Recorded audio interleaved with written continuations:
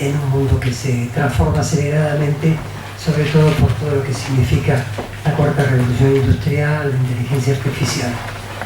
Nosotros hicimos ya varios seminarios durante la pandemia para ver cómo iba avanzando la economía en y post pandemia, y la idea es continuarlo ahora con esta reunión.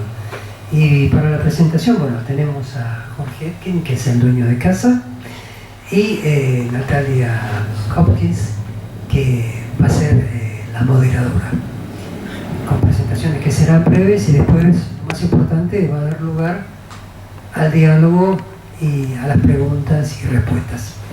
Jorge.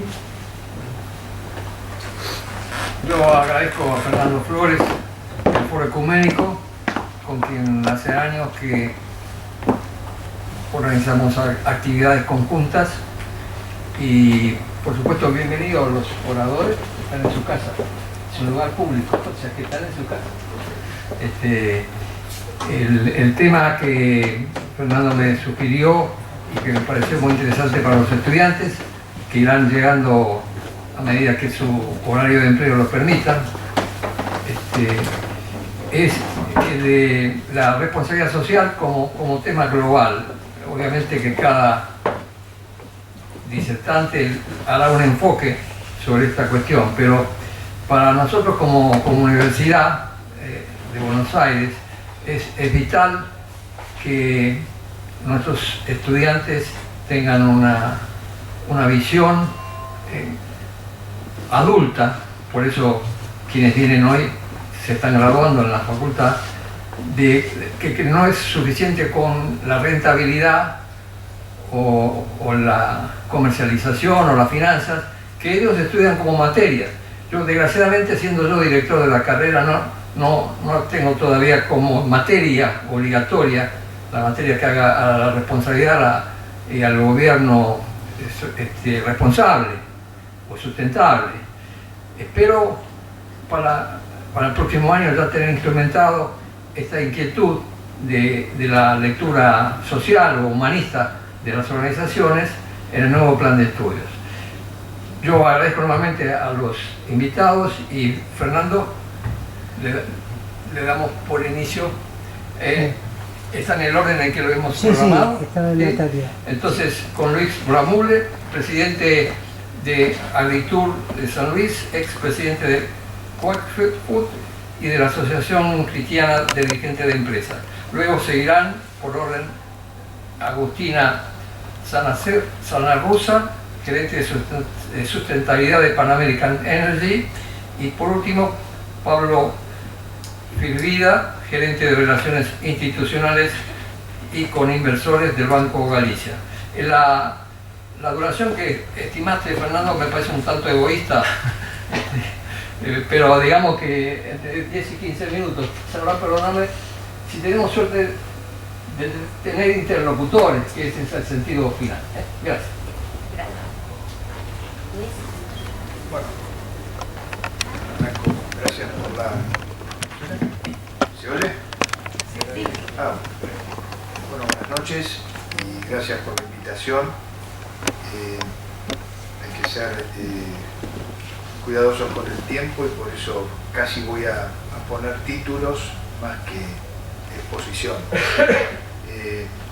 Cuando se hablaba de la nueva normalidad, yo agregaría una letra que es la A, la nueva anormalidad, porque el mundo está muy movido, por llamarlo de manera simple.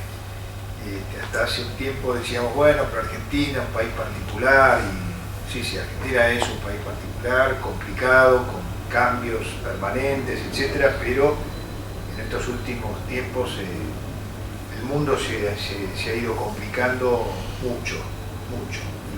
No es tan fácil asumir cómo se sale de todo esto, pero van entonces algunas de estas nuevas realidades. Yo diría una primera es volatilidad, hay cambios permanentes, lo que podía ser casi una línea de conducta de muchos de los países, incluso los que mejor performance han tenido a lo largo de la historia. Hay cambios significativos, frecuentes y no leves. Por eso digo que hay volatilidad, hay velocidad y yo diría que hay vulnerabilidad, por lo tanto, muy grande en los países. Las cosas pueden, cuando van a salir, la tendencia a veces es cambiante, las novedades pegan fuerte y las poblaciones de los países, la sociedad está como tensa o más tensa acá y en todo el mundo. Hace 2 años el profesor Samani que cada tanto viene a la Argentina y hablaba de la novedad de la pandemia, que las cosas, todavía no estaba desarrollada la vacuna y no circulaba, y todo lo que implicaba desde los confinamientos, las repercusiones de esos confinamientos, pues el trabajo a distancia, como cambios importantes.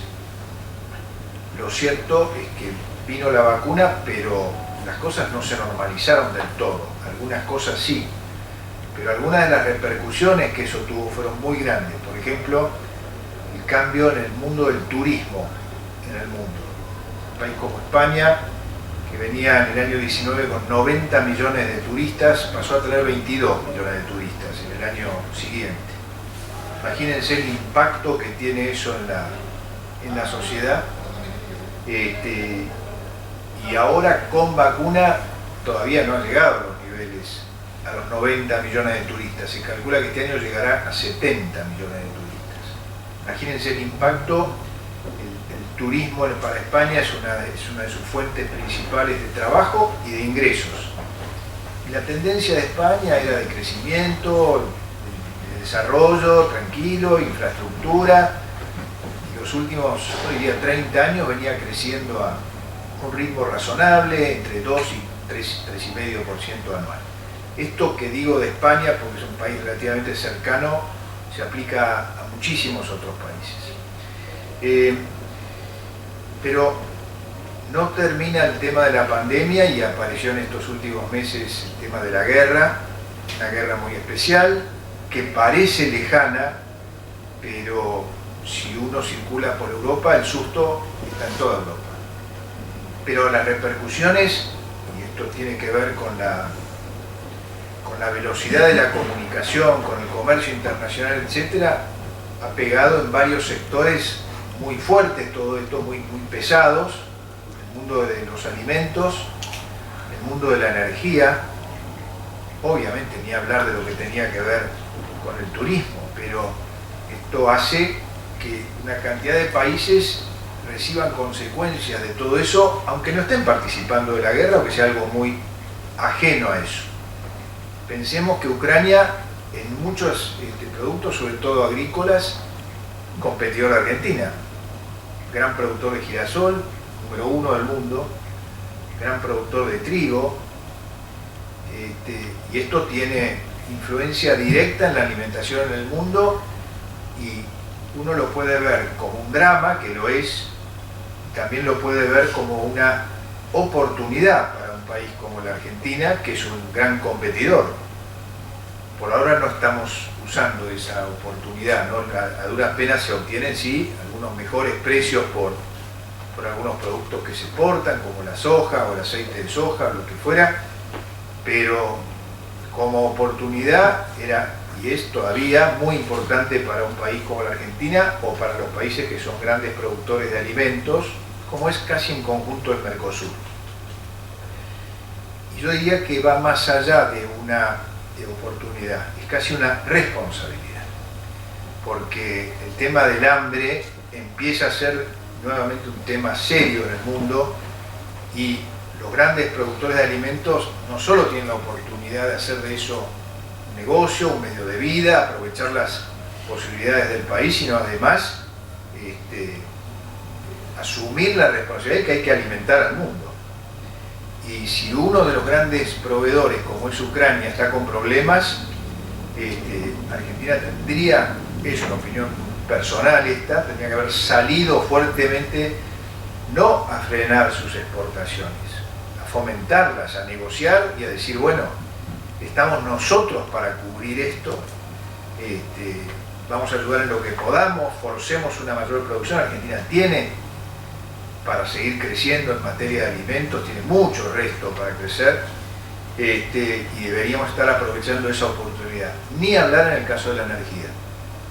En el caso de la energía, cualquier especialista puede decir que si hoy Vaca Muerta estuviera funcionando a pleno y conectada como se debe con los puertos y con los centros de consumo, Argentina no debería importar combustibles ni gas, y debería ser un exportador significativo en este momento, donde Rusia, que es un proveedor habitual en materia energética, está involucrado en esta guerra.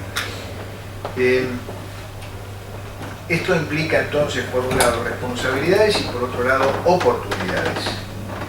Y sobre todo en el caso de los jóvenes como ustedes, que están en el momento de salir a los mercados, de, por un lado, trabajar por ahí en compañías grandes, medianas o chicas, pero digamos, puede ser por relación de dependencia o por emprendimientos incluso propios que pueden nacer muy chicos.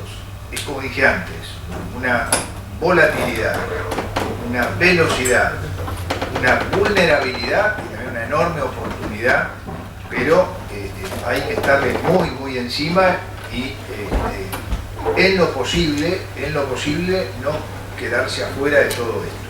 Tiene una serie de atractivos, una serie de desafíos, una serie de responsabilidades, y acá es donde aterrizo un poco más en el caso de Argentina, porque ustedes básicamente van a operar en Argentina, aunque uno a veces con tristeza observa cómo se fugan no es una buena palabra para decir esto, buscan su oportunidad en el exterior, en todo el derecho del mundo de hacerlo, pero la verdad es que este es un país, y me pasa hasta con mis hijos y algunos de mis nietos ya, este es un país que tiene todas las oportunidades. ¿Por qué? Porque los recursos están todos. Está la minería subutilizada, están los alimentos que podrían crecer mucho más, todo lo que es agroindustria, está la energía, como dije antes, y hasta el turismo. Hay cosas que Argentina tiene que otros países sueñan con eso, hasta en materia de turismo. Y ni hablar del mundo del conocimiento, que es uno de los que más ha crecido. Veía en los últimos días que la Universidad de Buenos Aires está habilitando, no sé si es una carrera, una maestría o lo que fuera, sobre datos. Parece mentira que datos sea una carrera o una maestría, es algo que a uno, los mayores sobre todo, nos asombra mucho, pero es que es así. Y primero porque hay una inundación de datos, segundo, y eso lo saben ustedes quizás más que nadie, hay de todo en esos datos. Hay bueno, hay malo, hay falso, hay real, hay mal manejo de los datos, buen manejo de los datos, y esa capacidad para elegir lo que ayuda, lo que no ayuda, lo que sirve y lo que no sirve, es clave en todo esto. Y la verdad es que me alegro de alguna manera que esto se tome como algo que hay que profundizarlo y no aprenderlo todo por propia experiencia y nada más. Entonces, estamos en un momento especial. Antes hablábamos de los problemas de Argentina, ahora hablamos también de los problemas del mundo. Los problemas de Argentina no se fueron, están duros, pero en la formación nuestra siempre, la parte religiosa, se hablaba del tema de la esperanza. La esperanza es algo que no hay que perderlo, pero también es una virtud la esperanza y hay que cultivarla, la esperanza, porque a veces uno no sabe de dónde agarrarse para tener esperanza. Y hay que encontrar quizás el lado de los recursos, el lado de la posibilidad de emprender y ayudar a terceros al mismo tiempo de autosostenerse y capitalizarse o desarrollarse personalmente, y para fundamentar un poco esa esperanza, aparte de los recursos que tiene un país como la Argentina, una base de todo esto es verdad, salir a seleccionar lo que es verdad, lo que es usar valores, que yo creo que esos valores básicos tienen que ver con la honestidad, con el trabajo, son permanentes a través del tiempo, con con el valor del mérito bien justificadamente logrado y no del ventajismo, y ir pensando en que harán falta algunos acuerdos básicos que hoy no aparecen, pero van a tener que aparecer. Y uno de esos acuerdos básicos es acerca del rol de la empresa y de la empresa privada, cómo interactúa con un Estado que por un lado no se la lleve por delante, que sea más un facilitador, aplicando un principio que en la Argentina casi no se lo menciona, pero que debería estar casi tan importante como su par. Hay un gran principio de solidaridad que se usa mucho hasta políticamente, y un segundo principio que se llama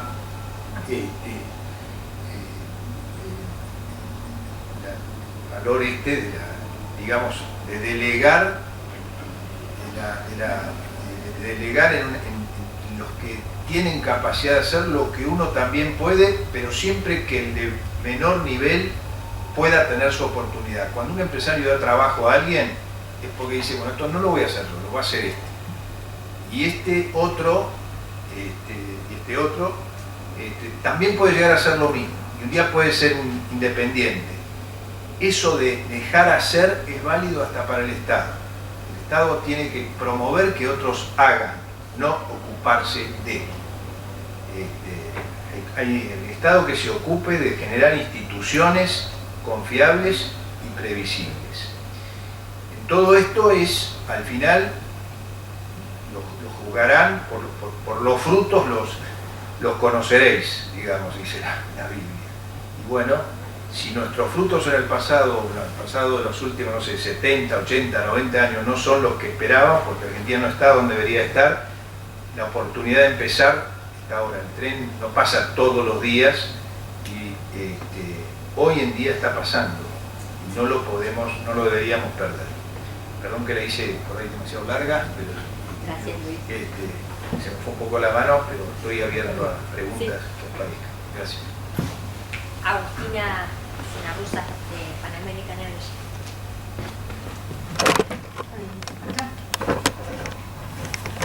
Voy a empezar con una historia personal que tiene que ver con esto de la continuidad y el cambio y lo que es el rol de las empresas, el rol que yo tengo ahora en la empresa. Cuando yo empecé a trabajar en el mundo en realidad de las ONGs, yo trabajaba en Coincidencia, que es una ONG que trabaja en todo lo que es inserción, hoy es inserción laboral y educación. En ese momento tenía que ver con los primeros pasos de la Argentina en el mundo democrático y cómo enseñarle al ciudadano a ser un mejor ciudadano. Ciudadanía y valores. Sí. Mi mamá había sido una de las primeras socias de Conciencia, y cuando yo terminé mi carrera de licenciada en Ciencias Políticas en la vuelta, empecé a trabajar ahí. En ese momento estaba muy separado todo lo que era el mundo empresario, todo lo que tenía que ver con lo social desde lo empresario y todo el trabajo que hacían las organizaciones en el terreno. De hecho, ni siquiera se llamaba sustentabilidad, eran voluntarias, hasta con un concepto, hasta me atrevería a decir como filantrópico, o sea, como una cosa muy ajena. Después de ahí me fui a trabajar a una ONG que se llamaba Compromiso, que empezó a dar los primeros pasos en acompañar a las empresas en el desarrollo de lo que hoy son muchas de las gerencias de sustentabilidad de muchas de las empresas. Era impensable hoy, por lo menos en la mirada de hoy, que una empresa del tamaño de Pan American, como por ejemplo, o muchas otras, me acuerdo de algunas con las cuales yo trabajé, que son General Motors, Edenor, Duke Energy, pudiesen pensar en terciarizar el área de sustentabilidad. O sea, sucedía fuera de la empresa. Hoy sería inviable eso, imaginarse que lo social o la relación con el entorno no sucede dentro de la empresa, sino que es algo que realiza un tercero desde afuera. Y eso se llamaba responsabilidad social. Y hoy yo tengo a cargo el área de sustentabilidad. ¿Y qué es la sustentabilidad? A mí me encanta dar siempre el mismo ejemplo porque a mí me resulta como muy gráfico, y es en una de las primeras experiencias que yo tuve en Pan American. había una campaña de comunicación interna. Entonces llegabas a tu computadora y encontrabas un espejo, esos espejos redonditos que en general se usan para maquillaje, y del otro, como invertido, y en la parte de atrás decía quién es el responsable de la comunicación interna en tu compañía. Dabas vuelta al espejo y te veías a vos mismo. Y yo cuando me preguntan cosas las gerentes de sustentabilidad, sí, es el mismo ejemplo. A ver, ¿quién es el responsable de la sustentabilidad en tu compañía? Todos los empleados de Panamericana deberían dar vuelta ese espejo y son todos responsables de la sustentabilidad, porque no hay nada más transversal que la sustentabilidad. La sustentabilidad está en la toma de decisiones diarias que hace cada miembro de Pan American a la hora de contratar a una persona, pagar un sueldo, disponer de un residuo, contratar un proveedor. O sea, más transversal es imposible.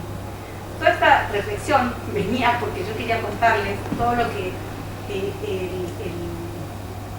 en línea con lo que comentaba Luis, y simplemente para generar debate, que es un poco lo que quería Fernando que pusiéramos sobre la mesa, es qué pasó en la pandemia, o sea, cuáles de estos cambios van a quedar, qué es lo que nos queda de esta historia.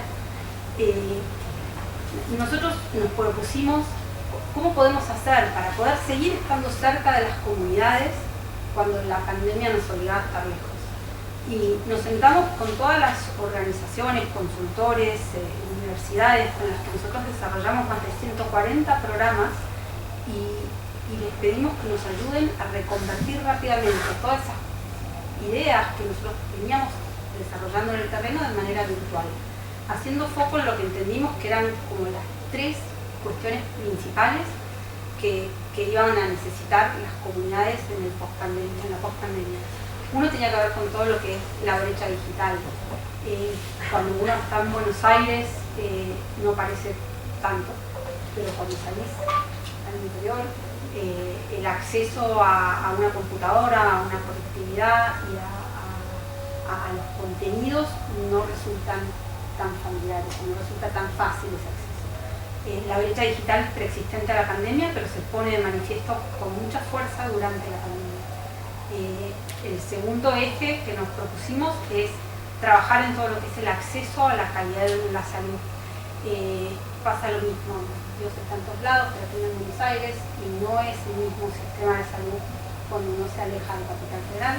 Entonces poder acompañar a esas provincias, a esos municipios, en ofrecerle a los ciudadanos un mejor sistema de salud con mejor equipamiento y más capacitación. Y el tercer foco fue fortalecer los entramados productivos regionales y aprovechando también, tomo lo que dijo por ejemplo Luis, cuáles son esas... A ver, las pymes generan más de, y acá tengo economistas y no quiero decir un número que no es, pero 70% del PDI o más, 80%. El promedio da eso. Entonces, y trabajar en fortalecer las pymes es clave para la reconstrucción que necesita la Argentina en la post-pandemia. Y ese fue el foco que pusimos en términos también de acceso al empleo y en términos de generación de riqueza.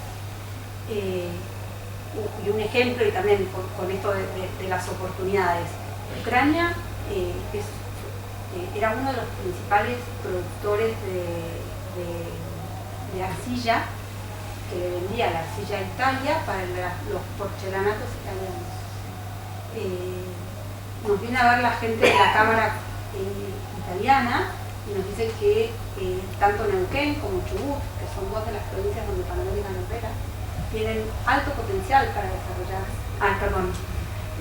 Odio los micrófonos porque yo hablo para cualquier lado y hablo bajito, así que encima no deben escuchar nada. Y estamos trabajando en un proyecto con la Cámara Italiana para poder acompañar a las pymes de Neuquén y a las pymes de Chubut en ser potenciales exportadores de arcilla para Italia. O sea, son esas pequeñas oportunidades que surgieron pero bueno, quería hacer foco principalmente en contables, en donde pusimos el eje en la pandemia, y después también retomar como la idea de que nosotros entendemos que la forma de poder ejercer estas acciones de las comunidades se basan en 4 líneas estratégicas. La primera tiene que ver, igual que como decía Luis, de todo lo que es la articulación público-privada, donde la empresa tiene un rol distinto al del Estado, y es el Estado como dueño de las políticas públicas locales, quienes tienen el desafío de hacerse cargo de esas cuestiones. Nosotros como empresa privada acompañamos ese desafío y apoyamos a los estados provinciales, pero no somos dueños ni de las escuelas ni de los hospitales, y por ende trabajamos de manera articulada para potenciar esas acciones que hacemos junto con ellos. La segunda, y es por el tipo de industria en la cual yo trabajo, la mirada en el largo plazo. Cuando uno lo que busca es mejorar la calidad de vida de esas comunidades, necesariamente la apuesta es en el mediano y largo plazo, y acompañan los plazos en los que se realizan las concesiones petroleras. En general, una concesión petrolera dura 30 años por el monto de la inversión, que requieren altas inversiones para poder generar un retorno de esa inversión. Y por ende nuestros proyectos tienen una mirada de largo plazo. El tercero es poder medir el impacto. O sea, ¿cómo puedo yo saber si las decisiones que estoy tomando en relación a mejorar la calidad de vida, o a mejorar esos entramados productivos, a mejorar la brecha digital, van sucediendo? Y eso lo hacemos a través de líneas de base que van incluyendo el entorno de esas inversiones. Y por último, y también tomando la idea de que Dios está en todos lados, pero tiene en Buenos Aires, que es generar cada vez más capital social local. O sea, evitar que partes importantes de los presupuestos de sustentabilidad se gasten en aerolíneas argentinas, en llevar consultores de Buenos Aires a que vayan a dar capacitaciones locales y generar cada vez más gente preparada y capacitada localmente para que estos desarrollos queden una vez que Panamérica no queda realmente más en las localidades. Bueno, nada, era compartir estas reflexiones simplemente para generar debate. Después. Gracias, Agustina. ¿Se escucha mi voz? Tengo una voz fuerte, así que creo que se escucha. Pablo Flivida, gerente de Relaciones Institucionales y con Inversores de Banco Galicia. Tu visión, Pablo. Bueno, muchas gracias. A mí se me dispararon varias ideas con acá los discursos de los colegas. Me parece que es fundamental esto de fortalecer la imagen de la empresa privada, que es en definitiva la que genera empleo, la que hace que el país crezca, la que genera oportunidad para hijos, nietos, y me parece que el tema de sustentabilidad es muy relevante para llegar con ese mensaje a los distintos públicos, ¿no? Porque muchas veces los que no están en las empresas o están no sé, en el Estado o en ONGs tienen como un mito de las empresas, ¿no? Entonces me parece que es muy bueno informar todo lo que hacemos las empresas, no solo rentabilidad, sino otros valores que damos. En el caso de Banco Galicia, que es donde yo trabajo, y hace 25 años que trabajo y tengo tatuada la camiseta, el banco viene rindiendo cuentas desde 1905. Pasamos por un montón de buenos momentos, malos momentos. Los accionistas controlantes viven acá, tienen a sus hijos, sus nietos acá. El abuelo del presidente actual fue uno de los fundadores del banco allá por 1905, así que estamos, digamos, no solo inmersos en la sociedad, sino que queremos que siga creciendo. Y a diferencia quizás de bancos de afuera que pueden tener esa duda, ¿qué hacemos con la operación argentina? ¿Vendemos, cerramos o crecemos? Nosotros solo queremos crecer. Y cuando hablamos de rendir cuentas, nosotros pensamos en nuestros 8 millones de clientes a nivel de Grupo Financiero Galicia, no solo el banco, sino Tarjeta Naranja, que es la segunda subsidiaria en importancia. Tenemos 8.700 empleados, digo tenemos como si yo no fuera uno de ellos, soy uno de los 8.700 empleados. Hay más de 6.000 proveedores a nivel de nuevo todas las empresas de grupo, y ahí también se me disparó otra idea, ¿no? Con el tema de las pymes, que son muy relevantes para el país, pero sin una gran empresa muchas de esas pymes no existirían, ¿no? Quizás en un banco no es tan fácil de ver, porque si bien hay transporte caudales, seguridad, limpieza, sistemas, cuando uno lo ve en una automotriz, por ejemplo, sin Toyota hay cientos Toyota, cualquier automotriz, ¿no? Hay un montón de pymes que no existirían. Así que también esto de desmitificar que solo las pymes son valiosas, no digo que hay veces, ¿no? Pequeña y mediana sí, los grandes no. Bueno, también, además de los 6.000 proveedores, hay como 40.000 accionistas en nuestro caso, ¿no? Muchos individuos en la Bolsa de Buenos Aires, fondos de inversión, inversores de afuera, o sea que es muy amplio el espectro a los que les tenemos que rendir cuentas, ¿no?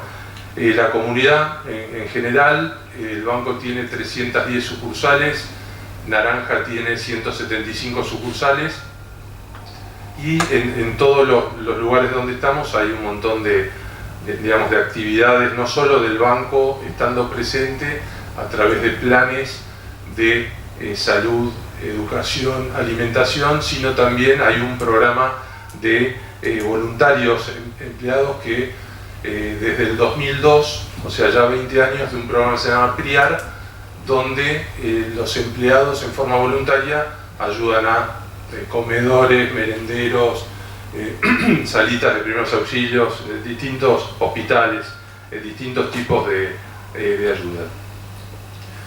Donde nosotros mostramos eso y que también aplica quizás a lo que ustedes están viendo en la facultad, es lo que se llama el informe integrado. Antes, y que los invito al que quiera que lo googlee, el informe integrado de Banco Galicia. Antes se hablaba de la memoria anual, donde básicamente se hablaba de rentabilidad, ingresos financieros, cómo estaba la economía, y había un montón de aspectos que no se comentaban. Por otro lado, hay un informe de sustentabilidad, y hace 4 años se unificaron. Entonces ahora uno ve este informe integrado donde se habla de el capital financiero, el industrial, el intelectual, el humano, el social, el natural, y para cada uno se dice todo lo que hacemos. Para no extenderme por demás, y me parece lo más rico son las preguntas y respuestas, me anoté algunos temas que tratamos en el último informe. Digitalización, ciberseguridad, que son temas muy candentes, y todo lo que es fraudes. Antes uno cuando veía un banco decía los robos en las cajas, ahora son ciberdelincuentes en cualquier país del mundo que tratan de atacar no solo a los bancos sino también a los clientes de los bancos. Así que todo lo que es digitalización trajo también todo el tema de ciberseguridad.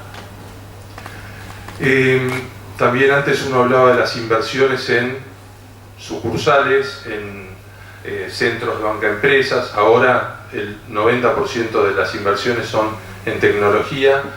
Para que se den una idea, este año en tecnología solamente Banco Galicia va a gastar 8.500 millones de pesos. El año pasado fueron 5.000 y pico. O sea, es el principal ítem de inversión.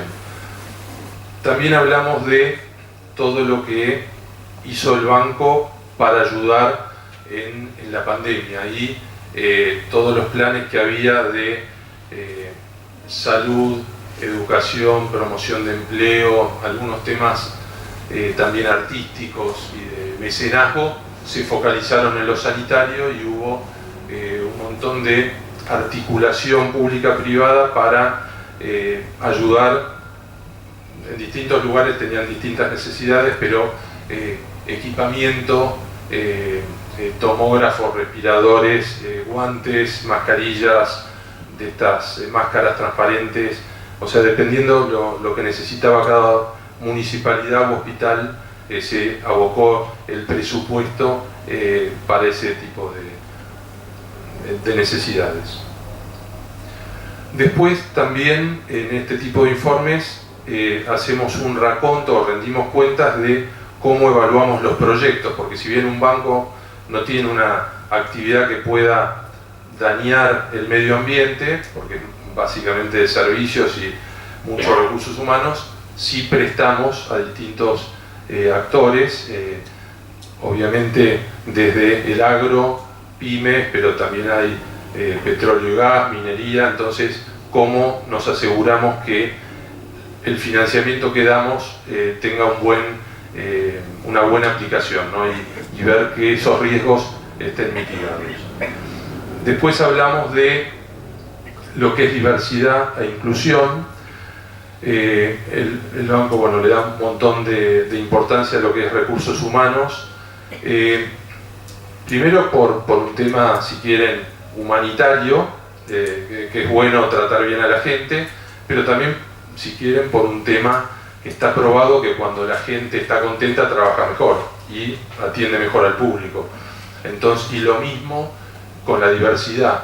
Está probado que grupos diversos y heterogéneos funcionan mejor, y si somos todos del mismo colegio o del mismo club, las ideas van a ser bastante homogéneas, ¿no? Entonces está bueno tener estos equipos diversos.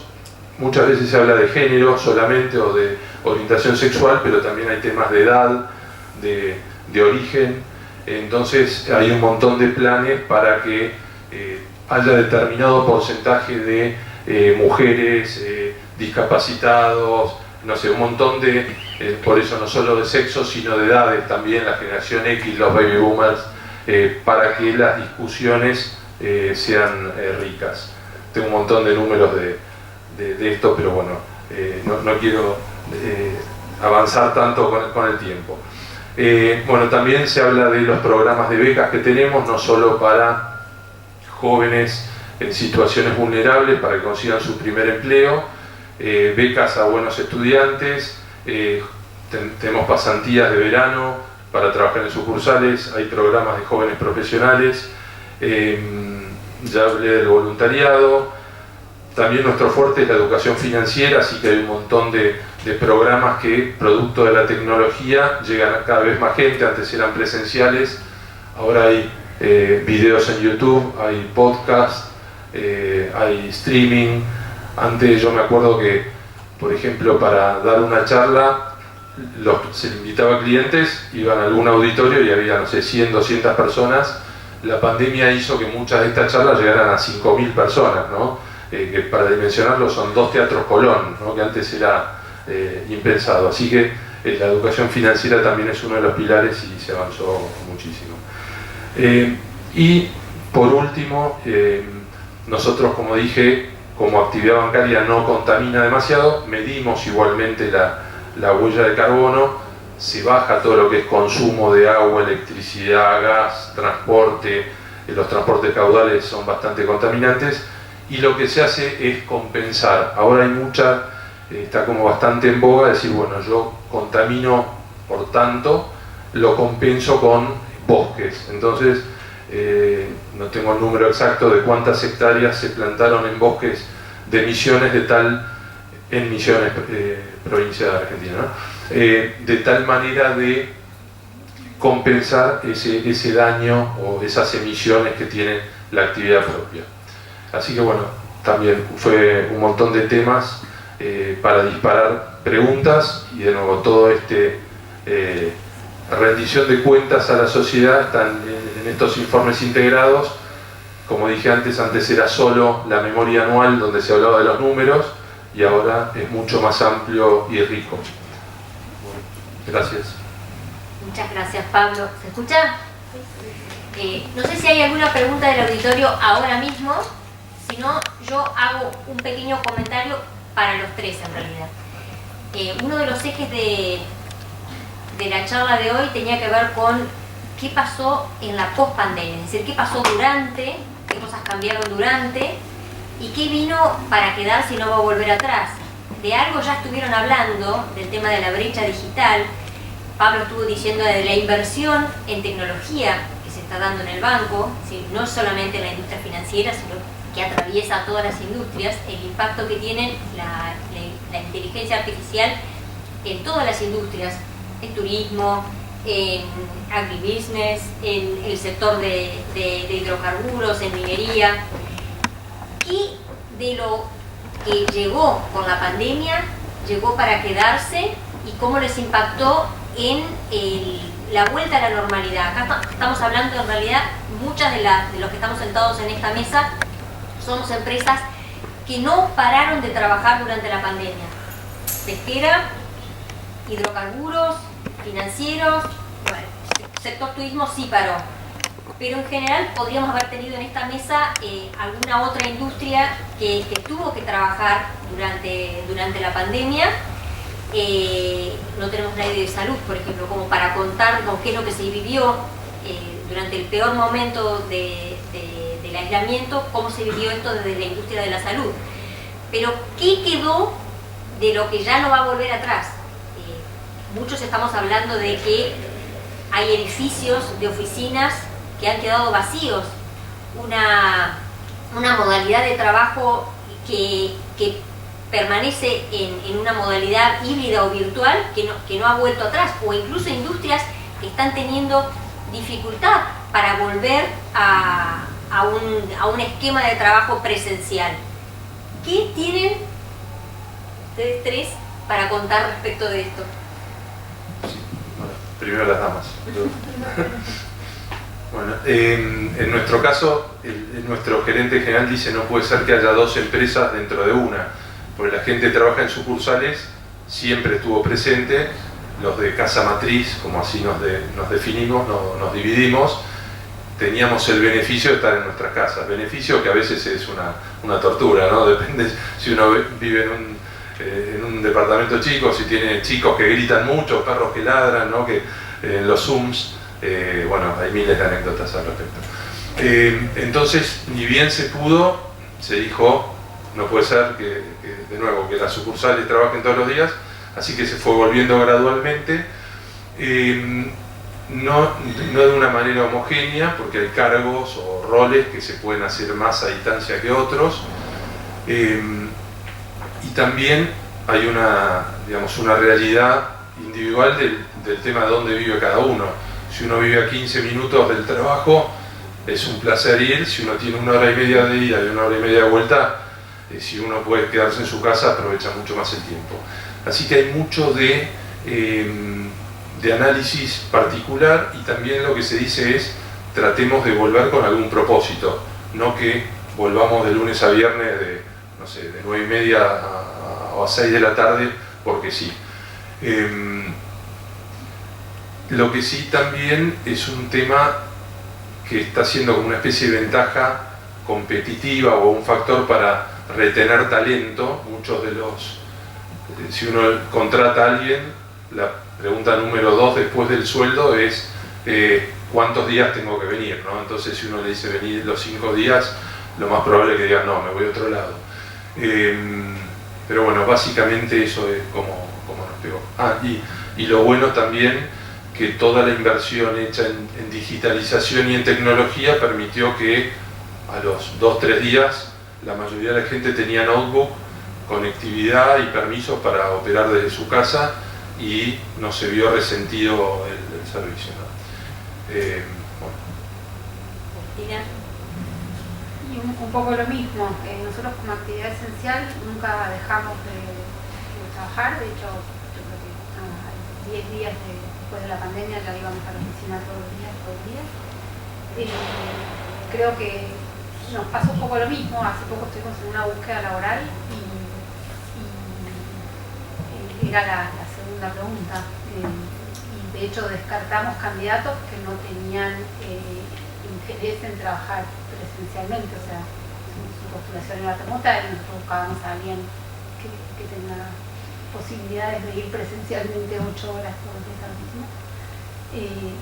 Sí creo que bueno, que más allá de que se aceptó, hoy por ejemplo tuve una reunión como de 2 horas y parte de la reunión era presencial y otros estaban conectados, y eso está naturalizado. Yo creo que antes de la pandemia eso no hubiese estado bien visto, o sea, no hubiese sido aceptado.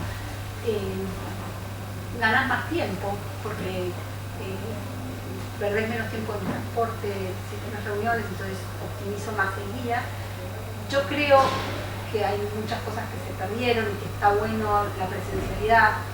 Bueno, hoy no se puede la frase que voy a decir, pero a mí siempre me gustaba decir, a mí me gusta ir a tomar mate con la maestra, como diciendo, a mí me gusta ir al terreno, al territorio, escuchar a la maestra, ver realmente qué es lo que está pasando a esa comunidad, entenderlo desde adentro. Hoy puedo ir a las escuelas, enterrarme los zapatos, si son escuelas dar y dejar, no puedo compartir el mate, pero esa expresión, como que eso me parece que suma mucho, sobre todo cuando haces trabajos sociales, cuando tenés que entenderlo desde el otro lado. Y también como gran ventaja, que creo que también lo tuvo Pablo, es la ampliación del alcance. Muchas de las actividades estaban reducidas a la presencialidad, a los que pudieran estar en ese momento en una capacitación o en una charla, y hoy vos podés ofrecer lo mismo y ganaste más público. Así que creo que, no sé, una calidad son los recursos. ¿Luis? Sí. Antes de marcar eso, quería decirles el nombre. Gracias a la vejez me había olvidado el nombre de este principio que sabe que va junto con el de solidaridad, que es subsidiariedad. El trabalengua se me había escapado. El principio de subsidiariedad, que una entidad más grande no haga lo que pueden hacer los de abajo. Se aplica del Estado para abajo, pero en una empresa es exactamente igual. No hay que ponerse a hacer el patrón lo que puede hacer el de abajo, y el de abajo así, esa delegación permanente, que es lo que nos lleva a la importancia del mundo privado como sostenedor de todo el sistema. Me parece que es un principio que en Argentina, hasta tú me lo había olvidado, el nombre recién. Pero bueno, no, pero sí en cuanto a temas que se generaron con la pandemia. Nosotros en algunas empresas, tenemos un desarrollo, una empresa hace más de 15 años en España, en Barcelona, operación de restaurante, que era para colocar productos de Argentina, carnes y vinos, digamos, como un producto distintivo. Éramos productores de carne durante muchísimos años y combinado con el Malbec argentino, creamos algún restaurante, estos como son ahora, especializados en ciertas cosas. Bueno, algo que pasó en la pandemia, en el primer impacto, en el medio de la pandemia, 8 meses cerrados.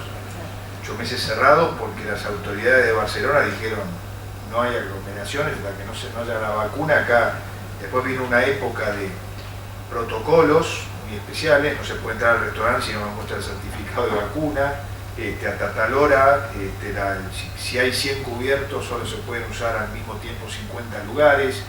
Bueno, hoy está funcionando libremente, pero tuvimos un año y pico complicado. Pero ahora voy a una consecuencia post pandemia.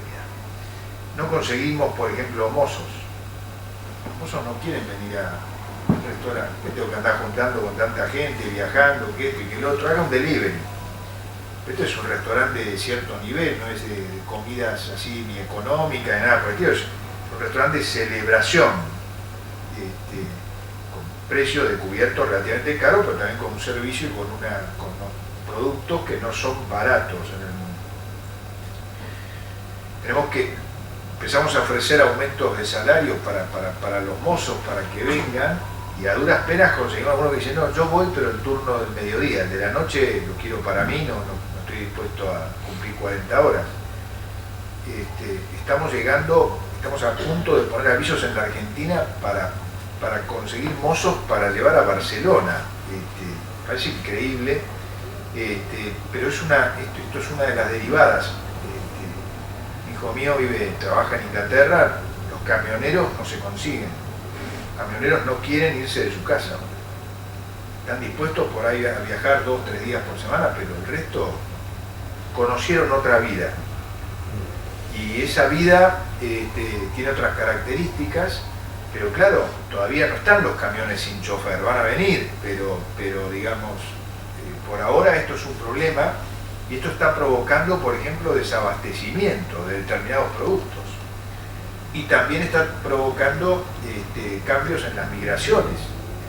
Por eso migra la gente. Si nosotros tenemos que ofrecer 2.000 euros por mes a un mozo para que venga a trabajar, es un costo elevado para un restaurante. Antes ganaban 1.500, 1.600 euros, ahora ganan 2.000 euros por mes para trabajar sin horas extras, más las propinas aparte y todo eso. Claro, eso para alguien que está afuera resulta atractivo, pero la gente local le dispara.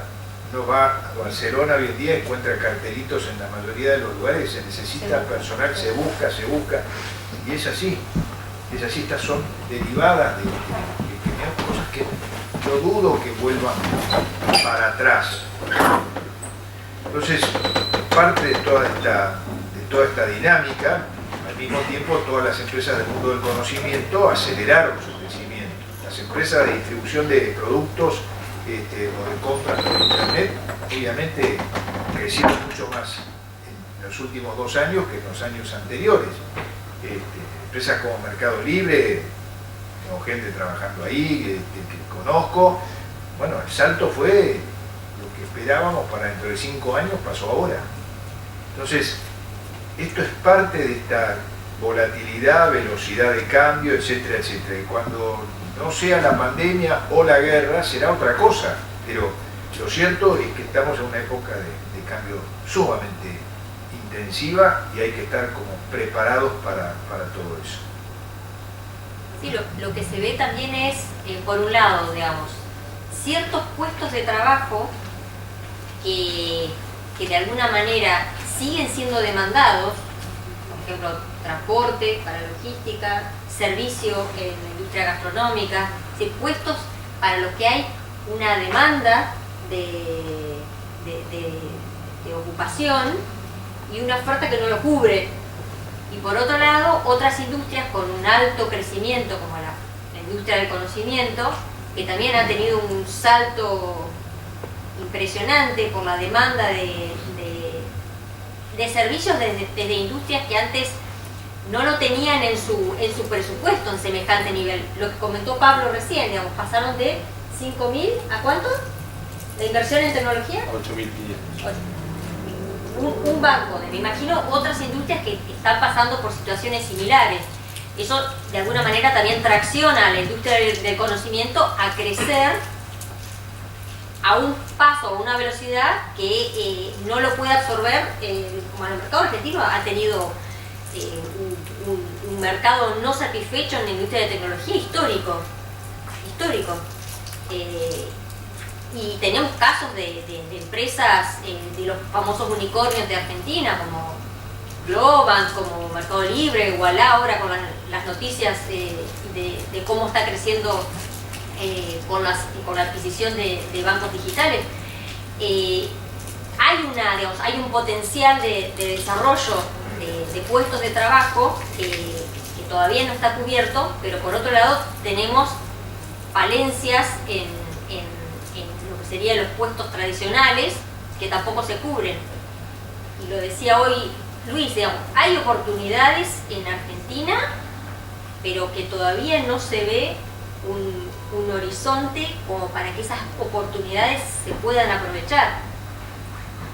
Creo que lo que señalaba Luis también de este principio de subsidiariedad, tal vez sea algo que haya que debatir y sobre lo que haya que trabajar a nivel público-privado, organizaciones de la sociedad civil, revisar ese concepto, desde qué perspectiva en realidad nos estamos perdiendo una oportunidad de ser un país diferente, un país con más oportunidades, que no se vayan nuestros talentos a otro lugar, y en un contexto donde tampoco está muy cierto, digamos, el afuera, digamos, el irse a otro lugar a trabajar, a emprender, en un contexto donde hay una guerra que no se sabe, digamos, si se termina, si no se termina y hacia dónde va, no es un terreno certero para proyectarse.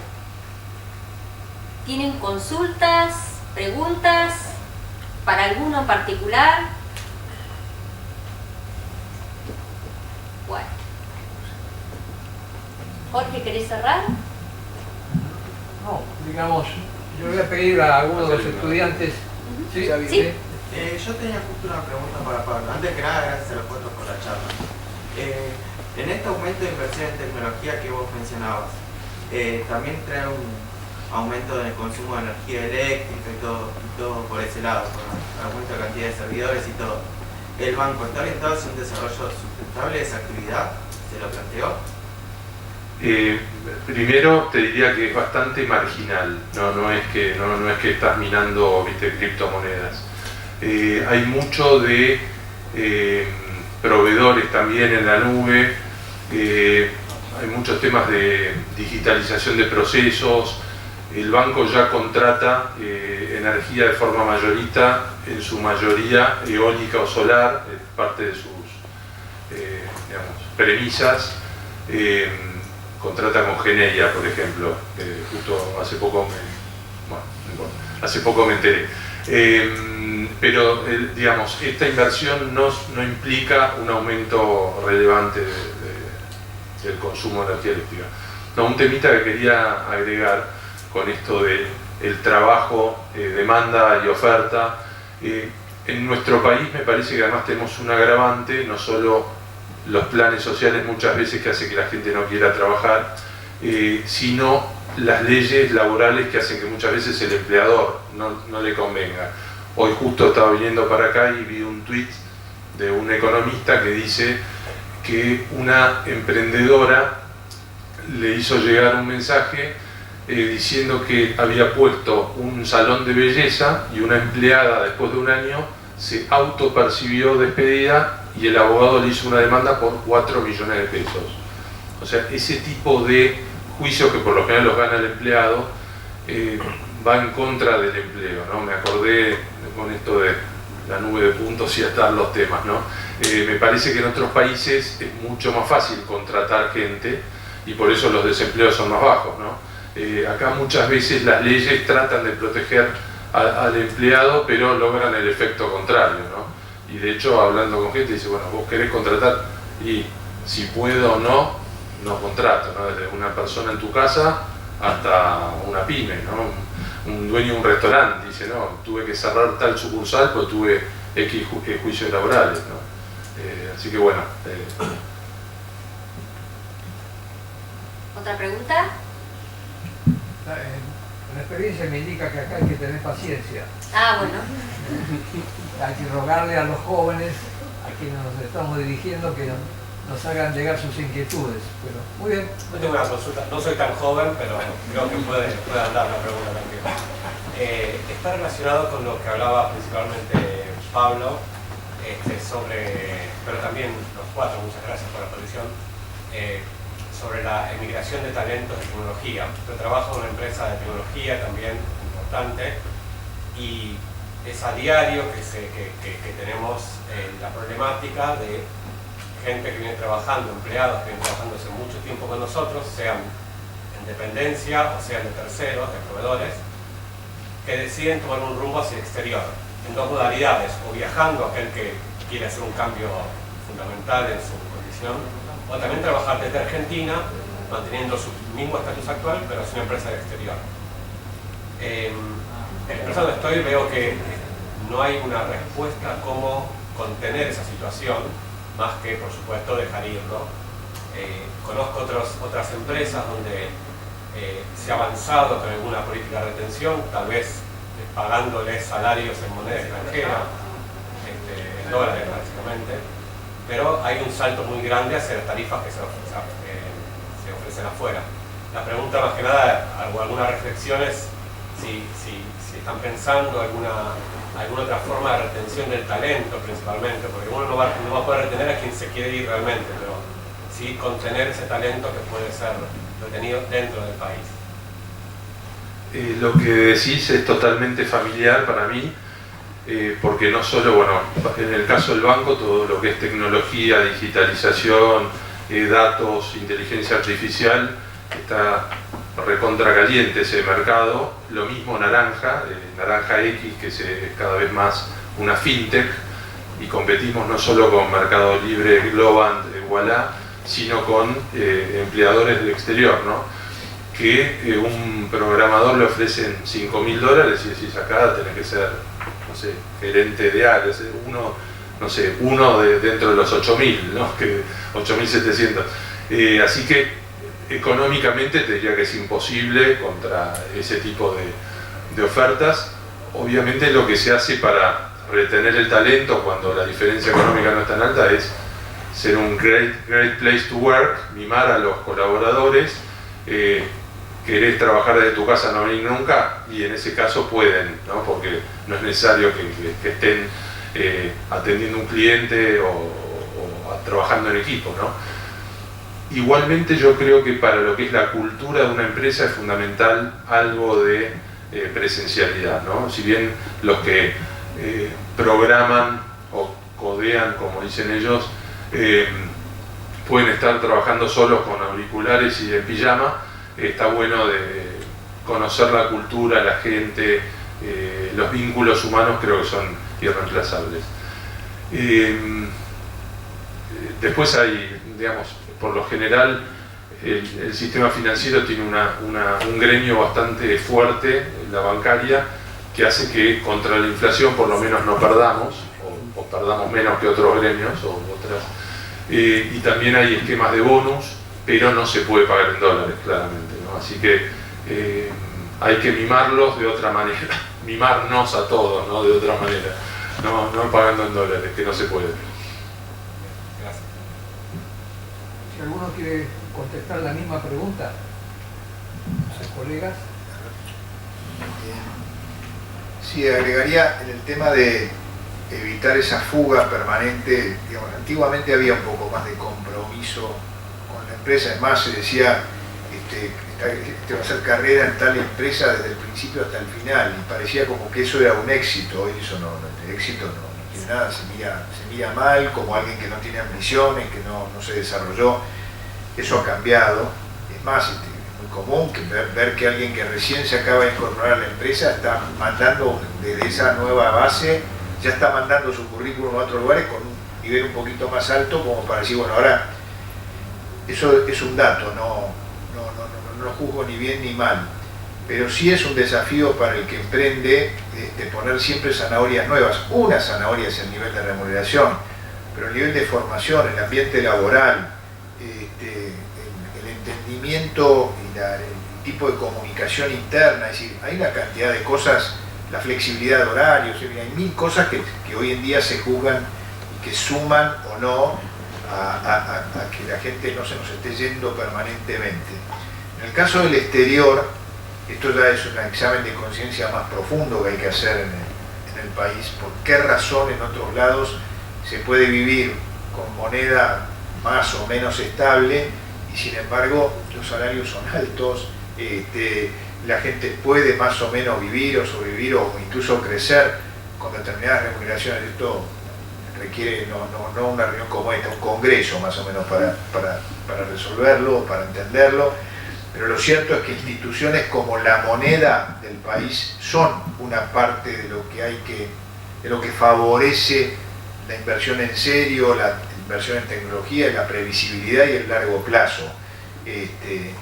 A nadie le gusta que apenas se puso, digamos, en un negocio, diga, bueno, como empezaste con este negocio, ahora te inventé un impuesto para este negocio. Digamos, la previsibilidad es algo básico en todo esto. En el caso de Argentina, porque lo he vivido, lo puedo compartir, el hecho de la enorme concentración en la ciudad, el famoso conurbano, tiene mucho que ver con que hay muchísima gente que se ha mudado del interior a la ciudad. Y eso tiene que ver, por ejemplo, con castigar fuertemente con impuestos las exportaciones agropecuarias. Esa plata no llega al lugar de donde vienen estos productos, y se queda retenida vía impuestos en los centros, digamos, en Buenos Aires o en algunas grandes ciudades. No hay coparticipación de esos impuestos enormes que se aplican en la Argentina a las exportaciones agroindustriales, por ejemplo, y creo que en otros sectores también puede ocurrir lo mismo. Esto no lo hacen otros países. Más de una vez me tocó ir a vender o a exportar, no sé, cárnicos o productos cárnicos a Europa, y cuando le decíamos que ustedes ponen un arancel demasiado alto, déjennos acceder a este mercado. Y si ustedes les ponen un impuesto mucho más alto en el momento de salir a sus productos, señor, saquen ustedes sus impuestos y nosotros vamos a sacar. Y cuando Argentina anuncia pomposamente vamos a prohibir o poner un cupo de exportaciones de carne, nuestros clientes del exterior dicen, ¿y ahora qué hago? Aquí en ustedes estuvieron tratando de vender sus productos acá y ahora me dicen que no me van a atender. Me voy a cubrir, todos reconocen la calidad de la carne argentina, que esto, todo bárbaro. Pero si en un momento como este te borrás de la oferta, el tipo busca en otro lado y después no volvés de nuevo, no, ahora quiero volver. No es así. Esas cosas no se perdonan, son cosas que marcan, y esto lo tenemos que aprender. La integración al mundo es algo que tiene siempre algún riesgo, pero los beneficios son mucho mayores que los perjuicios. Y ese aislamiento, eso que algunos llaman el desacople. ¿Qué desacople? El desacople nosotros llamamos es que todo el mundo tenga trabajo bien remunerado y si es posible exportar con el mayor valor agregado. Lo único que sale fácil y que nos reciben fácil en todo el mundo, materias primas. Claro, para que después el valor agregado se haga en otro lado. Entonces necesitamos poder agregar valor adentro, pero si no tenemos condiciones, no hay manera de agregar valor adentro. Y una de las cosas mínimas que hacen falta para esto es previsibilidad, porque en el mundo lo que funciona es lo que se llama confianza. Lo que va creando los negocios, lo que va dándole perspectiva a largo plazo se llama confianza. Confianza en el trabajador que está al lado, confianza en el cliente, confianza en las condiciones generales del país, de que no va a haber un golpe por atrás. Después puede haber accidentes, la pandemia es un accidente, la guerra no deja de ser un accidente, pero la base de crecimiento del mundo ha sido esto, el crecimiento de la confianza mutua de los países y lo mismo para invertir o generar nuevos negocios. Agustina, ¿querés contar algo? No, sumo al debate que no salió, pero que sí es un desafío para la industria donde estoy yo, que además de lo que es la búsqueda y retención de talento, tiene que ver con la diversidad de género. Resulta como muy difícil, además, generar, cubrir puestos gerenciales con diversidad de género. O sea, hay pocas mujeres que estudien carreras vinculadas a la industria. Eso hace que cuando recursos humanos tienen que elegir, tienen menos de dónde elegir. Desde el área donde estoy yo, lo que hacemos es promover el estudio de carreras vinculadas a la industria a través de ofrecer becas con distintas líneas de becas. Tenemos becas especiales para mujeres, buscando con eso generar mayor oferta. Obviamente en la industria pesquera se imaginarán que hay muy pocas mujeres, pero les doy una buena noticia: en uno de nuestros barcos al menos tenemos una enfermera. Digamos, como profesor de esta casa de estudios y viendo la temática que estamos tratando, que es el impacto de la tecnología sobre la relación laboral, lo que me gustaría ver su enfoque sobre... No se escucha. Mi mujer se pondría contenta. La llevo a la casa. Lo que yo quiero decir es lo siguiente. Hemos visto la problemática de la transformación tecnológica en cuanto a los sistemas informáticos sobre la relación laboral. Ahora, lo que a mí me interesaría saber vuestra opinión es que también tiene que haber un proceso de transformación en la empresa. Si no, esta conversación se reduce a hablar del avance de la tecnología, pero y el cerebro de los empresarios que deben aceptar que hay un cambio y que ese cambio incluye la propia concepción del banco. Es decir, ya hay que pensar no solamente que hubo un cambio tecnológico que está alterando mi relación salarial o de condiciones en cuanto al lugar de trabajo, sino que hay un cambio que me afecta como institución. ¿Qué tipo de instituciones ven ustedes de seguir avanzando este proceso tecnológico? Bueno, puntualmente lo que es el sistema financiero, todo el avance de la digitalización hizo que cambiaran los perfiles o muchos perfiles de los empleados, también cambió, digamos, a la fuerza por la pandemia la costumbre de los clientes, muchos clientes que además se dieron cuenta que no era necesario ir a sucursales para hacer ciertas cosas y crecieron un montón desde los e-checks hasta, bueno, todo lo que son los canales alternativos, ¿no? El celular, ahora se puede hacer de todo. Pero las sucursales siguen siendo, yo diría, imprescindibles.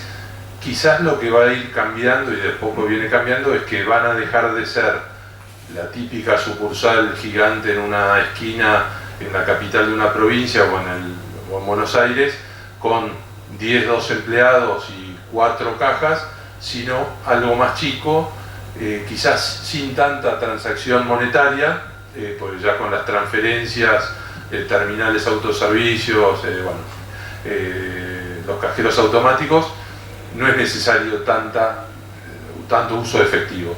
Es verdad que la informalidad en la Argentina hace que el efectivo siga siendo muy relevante, pero tendría que, y viene bajando, no solo tendría que ir bajando, sino continuar bajando. Entonces esas sucursales cada vez más serían un punto de venta, consulta,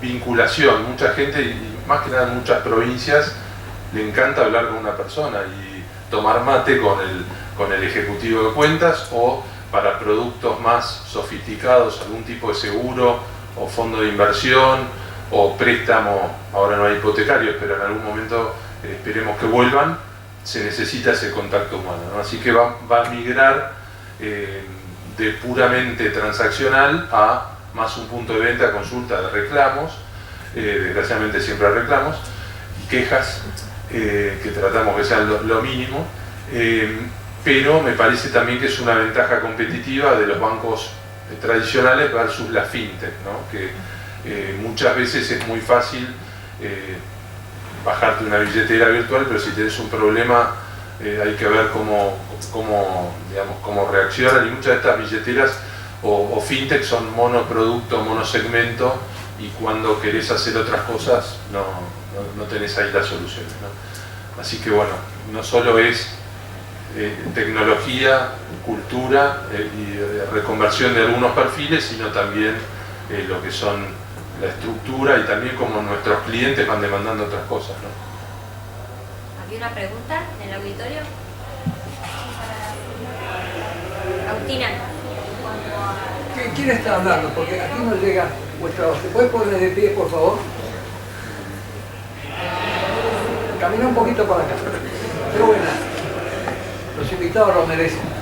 Ah, muy bien, muy bien. Ahora. Respecto a la identidad de género, mi pregunta es, en cuanto a los cupos, ¿sí? Se habla mucho de los cupos, de identidad de género, pero digamos, esas personas, porque para mí son personas, no más de eso, somos eso, personas, ¿están capacitadas para cubrir esos puestos? Porque también, digamos, hay mucha selectividad en cuanto a edades, ¿sí? Es limitante, tanto para hombres y mujeres, para cubrir diferentes puestos cuando ya están capacitados o pasan determinada edad, ¿sí? Pasando los 40, 45 años, es como que para el mercado laboral, digamos, es como que uno por ahí ya está como mayor. Sí, a ver, yo en lo personal no creo en los cupos. No estoy haciendo referencia a un grupo particular, simplemente que por el tipo de industria, en la industria en la que estoy yo pesquera también. Porque son trabajos que en general suceden en lugares muy inhóspitos, que requieren fuerza física, que requieren, qué sé yo, vivir en casillas, esos regímenes 15x15 o en los barcos, en el caso de los barcos. 25 o 45 días.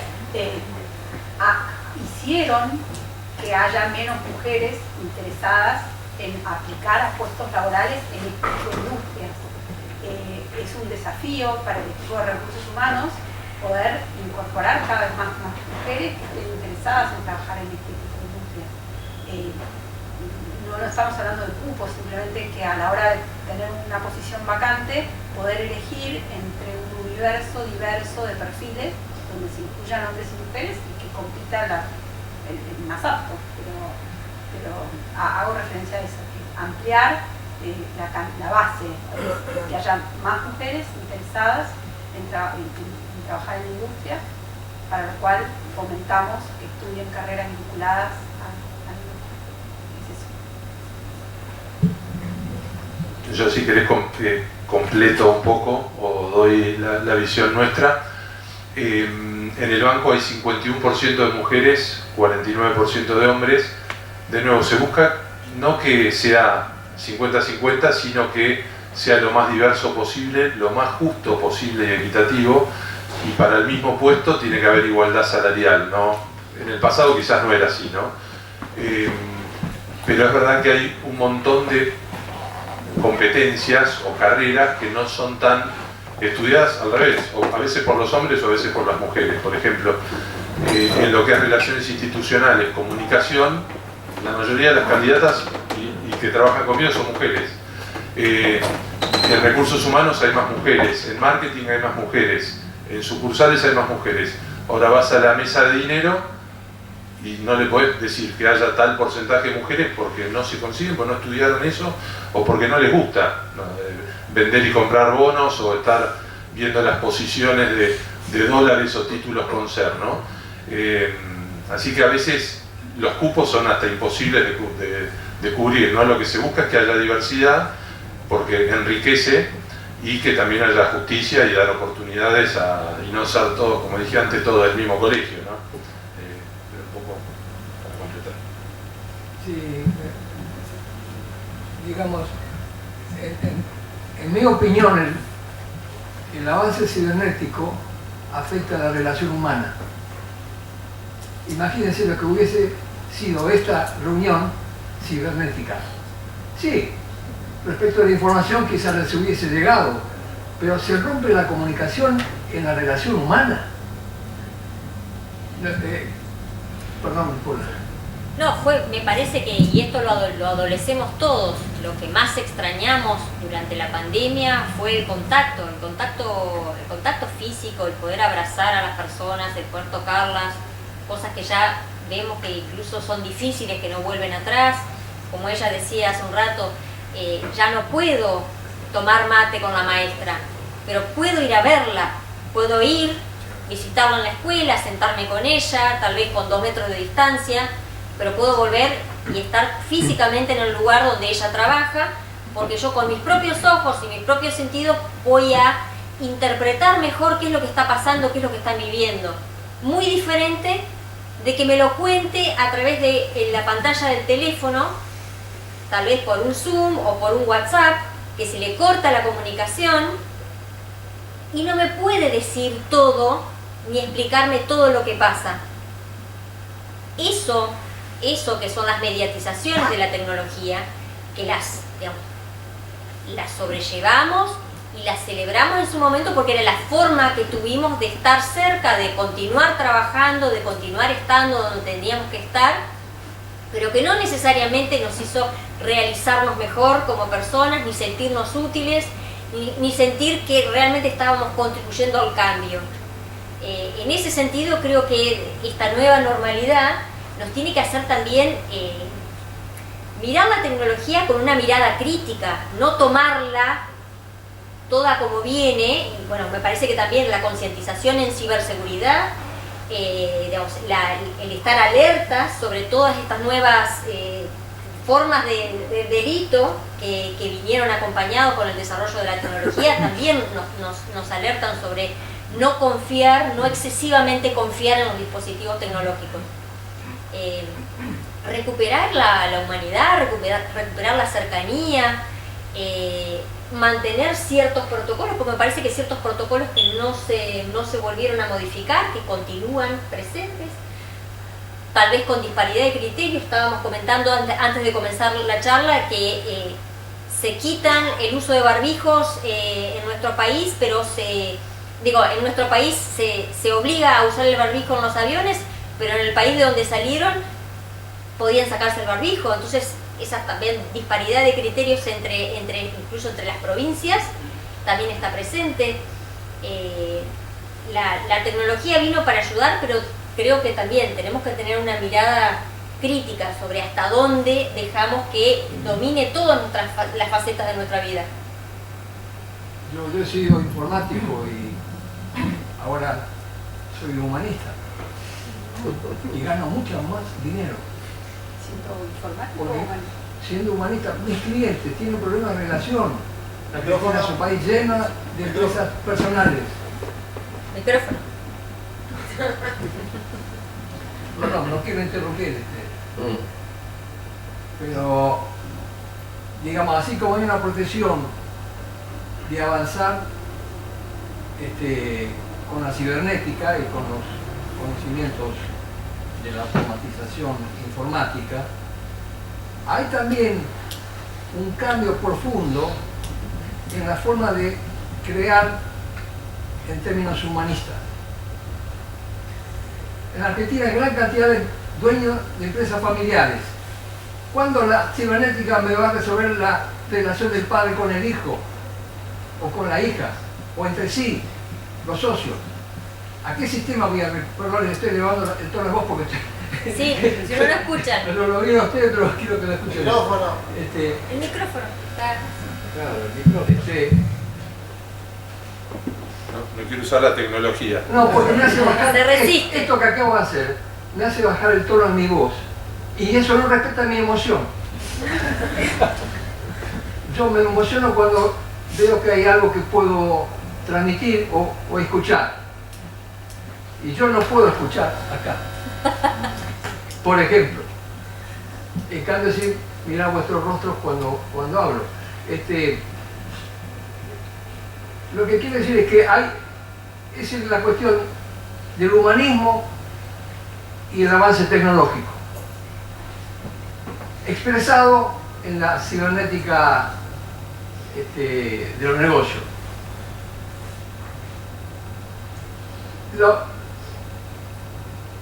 Los programadores, yo soy programador de IBM, uno de los primeros en Argentina, pero mi creatividad no viene de allí.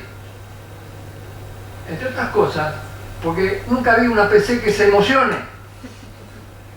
Y si yo soy médico, estoy en un hospital o dirijo un hospital y no me emociono, el hospital no va a ser correcto de la misma manera.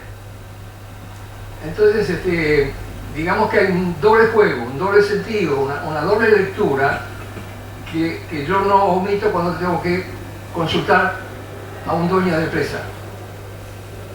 Y eso también tiene sus fundamentos, no es emocional lo que yo estoy diciendo, es una cuestión que debe profundizarse enormemente, así como podemos ver el daño de lo que estamos hablando, podríamos ver la recuperación a través de la capacidad humana. Y eso yo creo que no está planteado con tanta prioridad como la de el cambio sistémico. Si me disculpan, yo había quedado con Fernando que tenía que retirarme 8:30 en punto y pido mil disculpas por irme, pero solamente un redondeo final muy cortito respecto a lo, al menos en mi visión, respecto al tema de esta combinación de tecnología con la humanidad. A mí me parece que la combinación de las dos cosas, tenemos que tratar de que no haya grietas sino integración entre las dos cosas, y el hombre tiene que formarse, lo mismo que el que dice, ¿para qué vas a leer libros ahora? Digamos, y ahora con información muy puntual podrías ahorrarte mucho tiempo. Yo creo que es toda una cuestión de compensar y de integrar y de aprovechar lo mejor posible de cada uno. Una experiencia que hicimos nosotros en la empresa fue decir, teníamos 4 lugares diferentes de trabajo en el país, un lugar en Europa, y decir, señores, las polémicas son personales. Eso a veces casi como diversión se tomaba, sobre todo en los primeros años, el tema de decirle desde el aplauso extremo hasta, digamos, criticar algo que generaba problemas, mismos que es decir, usar la herramienta como herramienta, mucho más como información que como discusión de fondo. A veces es inevitable y hay que estar hasta preparado para hacerlo, pero hay que cuidar a las personas, y esto es parte de la cuestión, porque el tipo que recibió por escrito y lo ve en la pantalla algo que además puede ser copiado y reproducido, y que sale por el lado menos pensado, lastima, y lastima mucho, y a veces ni siquiera era la intención lastimar, no, esto era para vos solo, no, bueno, pero viste, se te disparó mal el mail y salió, o el Twitter o lo que fuera. Entonces creo que esto es parte de la formación que hay que tener hoy en día, la integración de lo personal y lo humano con lo tecnológico. Las dos cosas creo que suman El problema es cuando se usan mal. Pero en fin, les pido a todos disculpas porque tenía que ir. Gracias, Luis. Gracias. ¿Alguna pregunta más? Sí, hablando por ahí de un poco de clima, de humano, de compensación y varios de los temas que se mencionaron, me interesa justamente esto. Yo, por ejemplo, por ahí en el comentario de Pablo que habló de que la pandemia había generado en su momento dos organizaciones, porque parte de la fuerza de trabajo estaba en sucursal de manera presencial y parte estaba de manera virtual en matriz, y si entendí bien, se instó a que la matriz vuelva por ahí para emparejar esa diferencia. ¿Cómo se mide el clima interno de los colaboradores? ¿Cómo se mide también el costo de la compensación a los colaboradores internos? ¿Y cómo se mide el beneficio de esos mecanismos de compensación? Bueno, diría, o una aclaración, si querés, adicional. Al principio, también la gente que iba a sucursales tenía como turnos, iban una semana a la mitad de la dotación de una sucursal y la siguiente semana era la otra, ¿no? Grupo A y B, para que si había contagios hubiera como dos burbujas, ¿no? Digamos, los que siempre trabajaron en sucursales estaban acostumbrados y saben que su rol es atender a los clientes, ¿no? Era más, si querés, no sé si llamarlo culpa, pero ese beneficio teórico al menos que tenían los que no tenían que ir a sucursales, y lo que se hizo fue esquemas de incentivos, de pagar viaje, remis o tal, o lo que fuera, pagarles la comida, días adicionales de vacaciones, como también, si querés, como no hecho a medida, pero mucho de ver qué necesidades tenían o cuáles eran los reclamos o las problemáticas y tratar de, digamos, de que estén más contentos, ¿no? Y de nuevo, la vuelta de la casa matriz es también un poco tailor-made, ¿no? O a medida, depende de cada grupo o cada rol, y también pensando no solo digamos, en la tarea de cada uno, sino también seguimos evitando contagios, ¿no? Porque si bien ahora son gripes, sigue habiendo protocolos de tantas personas por sala, por piso, por ascensor, por comedor. Bueno, no sé si contesté tu pregunta. Sí, quizás el foco estaba más puesto en, está bien, la operación se logró mantener y hubo una compensación por ahí, por lo que me contás, de la nominal, pero se mantuvo la operación. ¿Cómo se sintió el colaborador, el empleado, con la forma en la que se mantuvo la operación? Si fue mejor o peor, ¿por qué la necesidad, por ejemplo, de dar un paso atrás, si se quiere, o volver a usar las instalaciones? Quizás el resultado fue mejor, la comodidad fue mayor, el resultado, la eficiencia, si se quiere, en la tarea, quizás se encontró mejor desempeñada. Iba un poco más a eso, a articular por ahí las nuevas oportunidades que presentó la tecnología con la actividad. Te diría que es bastante diverso el resultado, las sensaciones, las opiniones de los empleados. De hecho, en algún momento se hizo una encuesta entre los 5.000 y pico, 5.200 empleados, un poquito más, casi 5.300 empleados del banco. ¿Cuántos días te gustaría volver a la oficina? A los que obviamente no estaban en sucursales, ¿no? Iban desde 1, en realidad desde 0 a 5, y la mediana daba 2,5, estaba ahí el promedio en realidad. Y dependiendo mucho de la situación, si querés, no sé si llamarlo socioeconómica, demográfico del empleado, dónde vivía, la edad, y también el trabajo que hacía. Yo creo que depende, si vos te sentís que podés hacer el trabajo desde tu casa, es una cosa, y si sentís que es mejor yendo a la oficina, vas a tener otra opinión, ¿no? Entonces es medio difícil generalizar y decir un número, ¿no?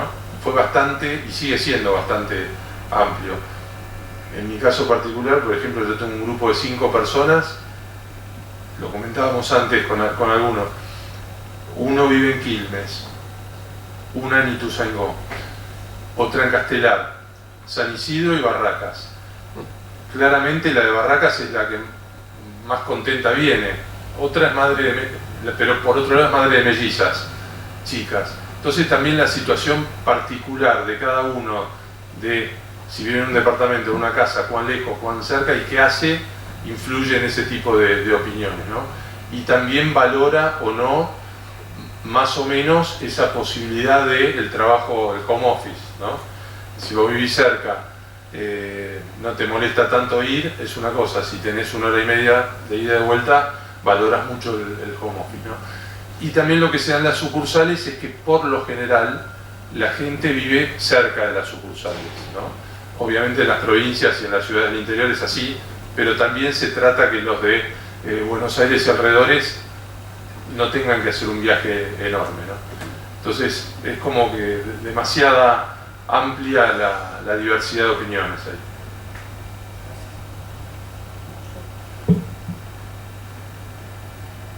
Les cuento un poco en el caso de la industria pesquera. Creo que en eso coincidimos con alguna de las problemáticas que tuvo la industria minera y de hidrocarburos.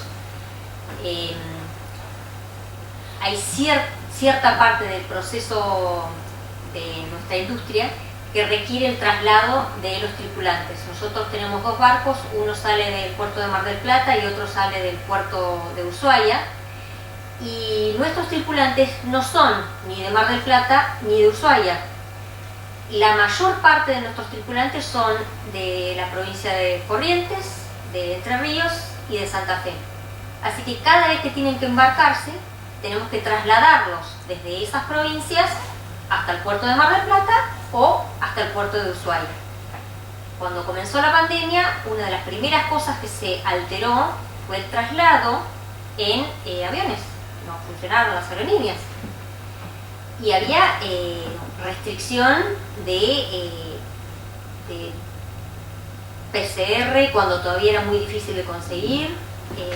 Los testeos para que cuando estaban en espacios confinados, si se contagiaba una persona había que aislar a todos. Nosotros tuvimos, sin interrumpir nuestra operación, desde el momento 1 de la pandemia. Fuimos una de las primeras empresas en armar el protocolo justamente para poder embarcar a nuestros tripulantes, haciendo los testeos previos, 48 horas, hasta hemos tenido tripulantes incluso esperando en un hotel hasta una semana para volver a repetir los PCR antes de embarcar. Y en casos donde tuvimos que trasladar a nuestros tripulantes en aviones privados, sobre todo hasta Ushuaia, para poder embarcarlos, porque no había ni transporte terrestre público, ni transporte aéreo público.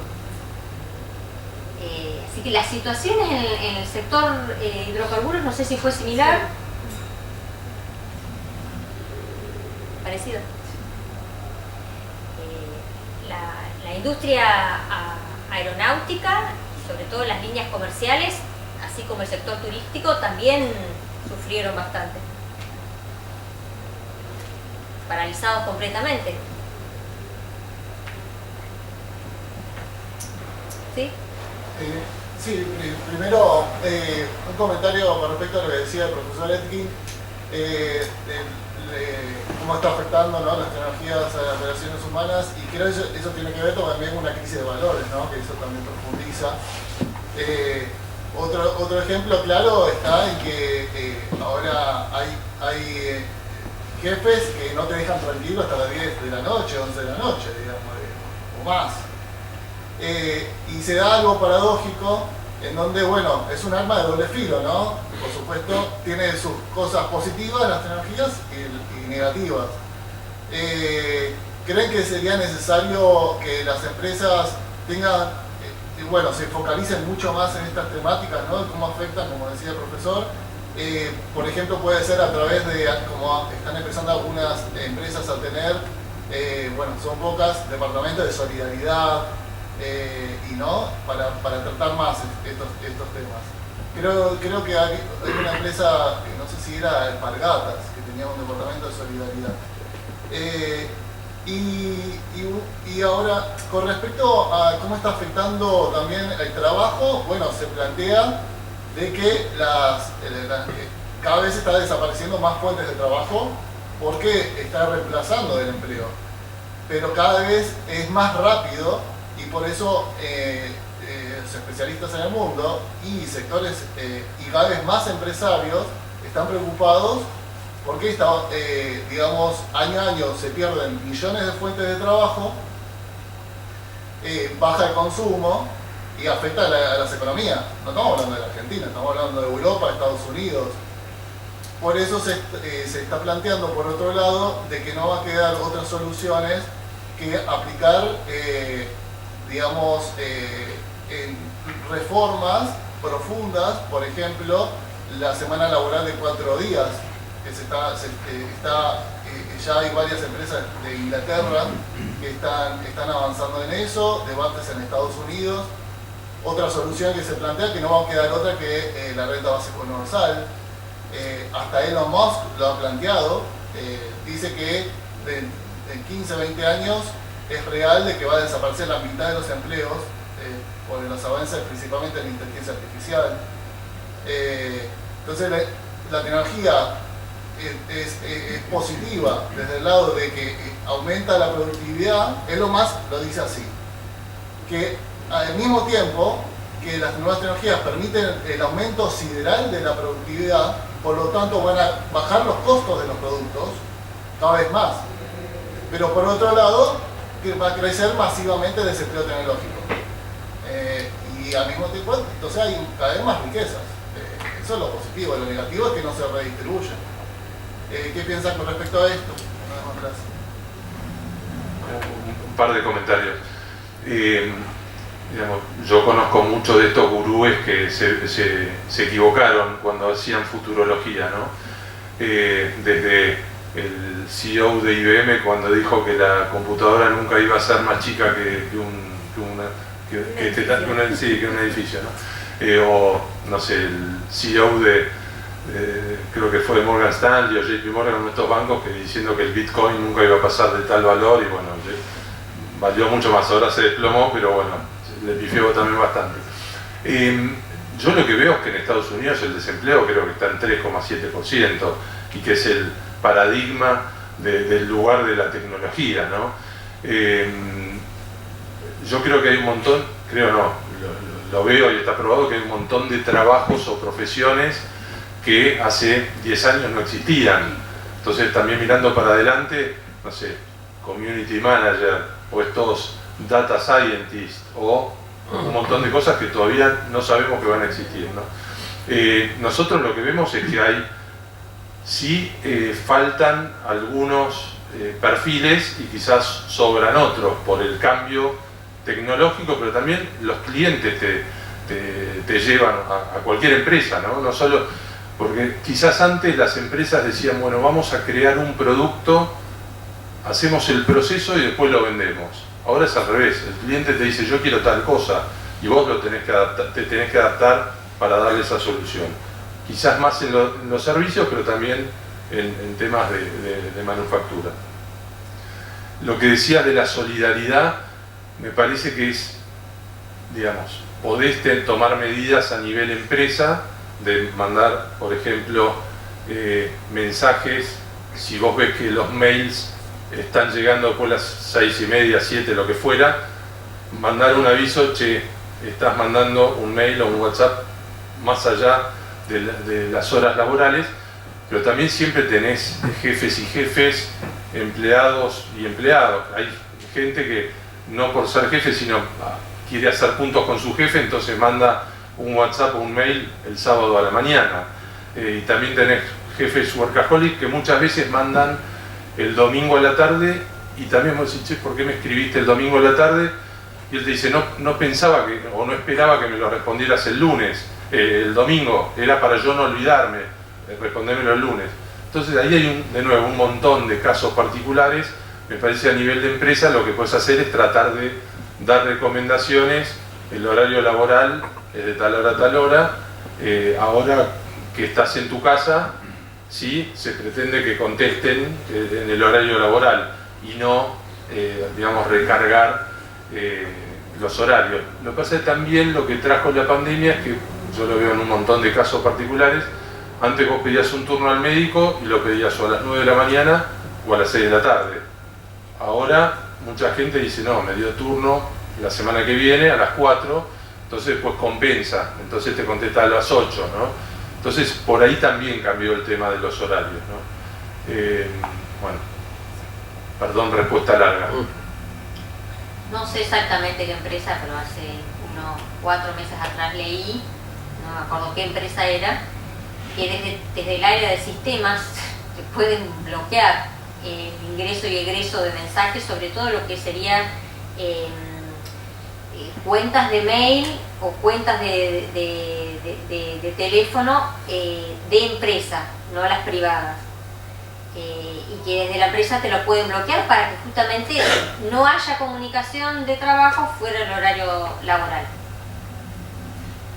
No, para América no hay área de solidaridad, hay área de wellness. No sé si hace referencia a eso, que la traducción sería bienestar. Bienestar. Sí. Hay gerencias de felicidad, de todo hay. ¿Sí? Una pregunta para Pablo, que mencionaste que el 51% del personal del banco son mujeres. Sí. Pero estaba leyendo el informe y dicen que recién para el 2030 van a buscar llegar que el 30% ocupen puestos gerenciales. O sea, la brecha salarial sigue existiendo. Van a proponer reducirse eso en 7 años porque está formado desde el 2018 más o menos. El 30% es para gerencias. Cuando uno ve gerencias y jefaturas creo que es el 38%. El objetivo, digamos, no es que hubo un plan, yo a veces lo digo de forma así medio cruda, no es que algún hombre dijo que no lleguen las mujeres. Digamos, la foto fue en algún momento, hay un montón de mujeres, como decía antes, en recursos humanos, marketing, comunicación. En la gerencia financiera, no. Claro, Pero, porque es más por gustos, eso está como claro. El estar en un puesto gerencial no es por gusto, es por capacidades. Entiendo que hombres y mujeres comparten capacidades para ocupar ese puesto. Sí, no, pero para el mismo puesto, si sos hombre o mujer, tenés que ganar lo mismo. O sea, se hace la descripción de la silla, y no importa si sos hombre o mujer, ganas lo mismo. Tema que para ser, no sé, trader en la mesa de dinero, se hacen búsquedas internas y no se postula ninguna mujer. No, pero puestos gerenciales en el banco, eso es lo que yo, no como un trader, sino como puestos gerenciales para aumentar ese porcentaje, porque no llegan al 30%. 30% es el objetivo, porque partimos ahora de 24, 25, no me acuerdo bien. O sea, tampoco te lo podés decir, llego al 100% o al 50% en 2 años, ¿no? Es algo gradual, pero que también tiene que ver con el diagnóstico. Digamos, si vos partís de 0, por decir algo, te vas a fijar 10. Si partís de 24, 25, decís 30 en 2 años. Pero de nuevo, como nosotros también priorizamos mucho las búsquedas internas, si no tenés las capas intermedias, tampoco puedes decir quiero llegar al 100%, digamos, yendo al límite, ¿no? Al extremo.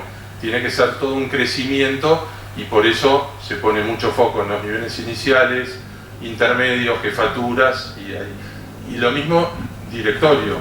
De 7 directores hay una mujer. En el comité ejecutivo de 7 gerentes de áreas, si se llaman, hay una mujer. Y ahora, con esto del 30%, de alguna manera lo que se fomenta es que ante una vacante se elija a la mujer. Que no sé si es lo más justo, ¿no? Volvemos con esto de los cupos. Pero bueno, también se viene aprendiendo, ¿no? O sea, con la base que la diversidad suma, también son estas iniciativas, bueno, también de orientaciones sexuales y demás, pero bueno, no, es un tema más álgido. O discapacidad, ¿no? O gente bajo recursos, bueno. Yo quería consultar con respecto a lo que estábamos hablando antes de que la transformación tecnológica quita algunos puestos y genera otros. ¿Ustedes creen que las empresas tal vez tendrían que ser responsables de capacitar a esos colaboradores que proyectan tal vez ese puesto lo van a perder para que encajen en la transformación de la empresa? Totalmente, y de hecho hay unos indicadores que hablan de la reconversión de perfiles De hecho, esto de la transformación digital no necesariamente significa que todos tienen que ser programadores o expertos en tecnología. Hay gente de diseño, gente de, digamos, básicamente para graficarlo, antes los bancos eran silos, donde tenías banca minorista, mayorista, no sé, legales, sistemas, impuestos. Ahora es más transversal, entonces en una mesa, antes eran totalmente físicas, ahora es un poquito más virtual, tenés a alguien de producto, alguien de legales, alguien de sistemas, entonces ven la operación y el lanzamiento de punta a punta. Entonces eso se reconvirtió en metodología ágil, así se llama. O sea, no es que todos son de sistemas, ¿no? Sí, y la mayoría, todos esos, voy a hablar quizás de cosas que no conozco tanto, pero los Scrum Masters o todos estos puestos nuevos de UX, UI, jefe de tribu, squads y qué sé yo, toda una metodología y un lenguaje que se importó, se llenaron o se ocuparon con gente del banco, ¿no? Lo que digo, por ejemplo, de puestos que no son tan necesarios como antes, no sé, antes para oficios, embargos, había un montón de temas de legales que había que estar leyendo estatutos, contratos, no sé, un montón de escritos judiciales que ahora con inteligencia artificial se procesan mucho más rápido. O, bueno, un montón de cargas que antes eran manuales y ahora se agilizaron, ¿no? Que también enriquece la tarea, ¿no? Porque antes quizás muchas tareas eran bastante aburridas, ¿no? Como también en las fábricas, ¿no? Que también fueron mejorando y ahora muchas cosas se hacen con una computadora, ¿no? ¿Una pregunta? Sí, discúlpame, esto que vos dijiste de la agilización, te referís a la despapelización que se está efectuando. ¿A la qué? Perdón. Despapelización. Despapelización, a eso te estás refiriendo con el tema de los oficios y todo, ¿no? Con el tema, que ahora se ingresa todo por sistema, ¿no? Sí, con el tema de los oficios sí, pero cuando nosotros hablamos de metodología ágil, en realidad lo que es esto de el trabajo más transversal versus los hilos, ¿no? Que en una mesa están el de sistemas, el de impuestos, el de contabilidad, como más integrados, no sé, el de medios de pago, por ejemplo, la tribu de medios de pago. Entonces, desde el principio al final, todo ese proceso, ¿está bien? Antes, ¿cómo era? El de producto decía al de sistemas, quiero hacer esto. El de sistemas te decía, ¿para qué te priorizo? Porque también está el de banca mayorista, el de sistemas, el de riesgo y el de recursos humanos. Entonces ahora todo es mucho más simple y de hecho viene, me parece a mí, de lo que fueron las fintechs, ¿no? Que se juntaban 4 tipos en una mesa en un garage y decían, diseñemos este producto y llevémoslo al final, entonces lo veían de punta a punta. Por eso es la metodología ágil. Después está el tema de menos papeles, menos files, ¿no? Menos carpetas, que antes era todo con firmas y presenciales, que también era una burocracia que no tenía mucho sentido. Bueno, vista la hora, agradezco enormemente a los oradores y la pueden continuar en la planta baja. Por favor, muchas gracias. Gracias.